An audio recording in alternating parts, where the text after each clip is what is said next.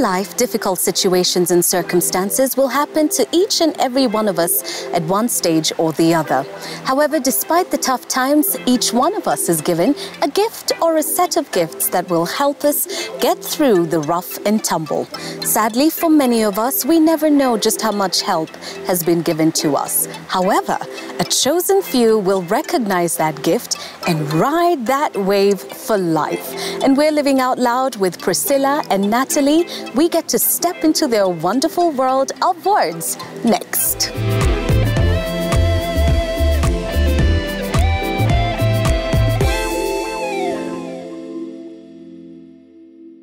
Hello and welcome to Sheila Lives Out Loud. We are at Westwood Hotel. Remember to click subscribe to my channel. I do love that you make time to watch the show. And be sure to also click on notifications so you never miss a single moment of the show. But we're living out loud with Priscilla and Natalie. Hi ladies, how are you? Hi. Oh wow, it's so good to see you. Natalie, of course, you've made the time to be here despite a very busy, hectic school schedule. Thank you for making that time. Thanks. And of course, your mom, Priscilla. Yes, thank you, Sheila. How I bumped into Priscilla is quite the story. And, you know, I'd like for you to just put it on the table. Tell us a little bit about Priscilla before we find out about Natalie. Priscilla is a young woman born and brought up in Moranga. And I'm the fourth born in a family of 5. And yeah, I'm a single mom to Natalie, homeboy. And I teach computers to public schools children in Ngong and Kiserian. But until Natalie released a book, that's what I was doing. But since then, I've been trying to put her talent out there to the public and hoping that the public will appreciate what she's doing. In talking about helping get Natalie's book across, that is how our paths crossed. I remember one evening I was going into an M-Pesa stop and a lovely lady called Priscilla stopped and said, excuse me, I have this book. I'd like you to support my daughter.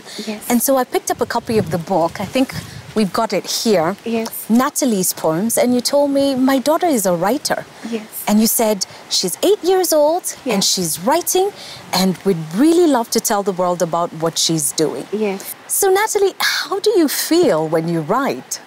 I feel thankful for what God has given me inside, like my talent. And how did you even know that you could write? Where did it all begin? Growing up with a single mom, my mom used to play the part of dad and mom. So she used to encourage me, keep your own journals. So she used to tell me, when you're happy, write about your happiness. When you're sad, write about your sadness. So I continued writing those journals, and out of the journals, they were translated into poems. And that's how I began loving to write poems. So what were some of the things that made you happy? Some of the things that made me happy is when I went to school, I got good grades, I met new friends, and my mom worked so hard to provide for me, so that made me feel so lucky to have a parent like her. And what were the things that made you sad? When I was a little child, 4 years old, I went through TB, and we had to go to the UK to get treatment. So we were told, take this medicine for 6 months. After 6 months, I wrote about that.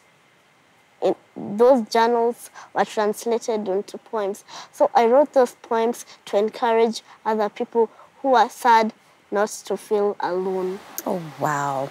Now, going back to you, Priscilla, do you say that this is something that you had picked on early in life and you passed it on to Natalie? Yes, I can say it's something I'd picked on very early in life because I remember growing up as a young girl, I was so good with memory verses. And so every day, my dad was a pastor, and every Sunday he would tell me to prepare some notes and share with the Sunday school children. So I used to write something short every week as a young girl. And my parents were not so keen to realize that there was talent there, or it was something that needed to be nurtured. As soon as Sunday service was over, it was go back home and prepare for school tomorrow. And it went on like that. And by the time I was a teenager, of course, I got myself into messes here and there. And so I lost focus into all that. And I caught up again with it now after I gave birth to Natalie, because she came out of a not so good circumstance. But, no child is an accident. And so that's when I started saying, let me go back to my first love, which is writing, and share my experiences of pregnancy, being alone, and being a single mother. So every day I could write small notes and just keep them to myself. And it continued. And Natalie, by the time she knew how to hold a pencil or a pen, I started telling her, let's keep our short journals. One day we'll look back and we'll see where God has brought us from. And we'll, make something out of that. But her now, she loves the idea of telling people, sit down and let me narrate to you what I've written. So poetry became natural in her. And I remember when she had written so many journals, because she started writing when she was 4 up to when she was 7. And a friend came to my house last year and told me, what are you doing with all this? Publish something for Natalie, because she's so good in reciting and she's so good in writing. She's better in writing than she speaks. So when we went to the publisher and he gave her a few tests here and there, and he said, wow, this is a book and people need to see what you're writing about and to hear you recite. When I listen to your journey, yes, I pick up that having Natalie and the journey to having Natalie was not easy. And you had to walk through pregnancy as a very young mother, obviously, yes, and walk through that journey alone. yes. I'm going to ask this, and it is a very personal question. You grew up in a very heavily Christian background and your father was a pastor. Where was your family as you were, going through this journey? All right. As I told you... it's prying, be sure to put me in my place and I'll be fine. Okay, all right. As I told you, I grew up in the village, in a pastor's home, and everything was so church, the Bible. And so, there are things that our parents never used to talk to us about. And by the time I got to 18, my dad fell ill suddenly. And so I just cleared 4th form, and there was no money to take me to college. So my mom advised me, I have this friend in Nairobi, I'll send you to her. She'll give you any job, cleaning or being a maid, anything, just to get you out of home at that time. So it was my first time to be in Nairobi, and I found myself working as a cleaner somewhere in Mombasa Road, and I didn't love my job. And in as much as I didn't have college education, I always felt there was something better that I could do.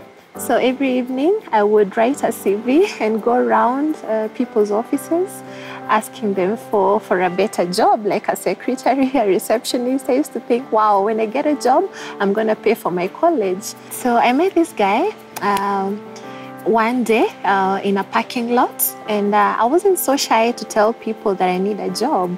There was this thing driving me that, Priscilla, you can do better. So I explained my story to him, and he introduced himself as a brother to one of the cabinet ministers at that time.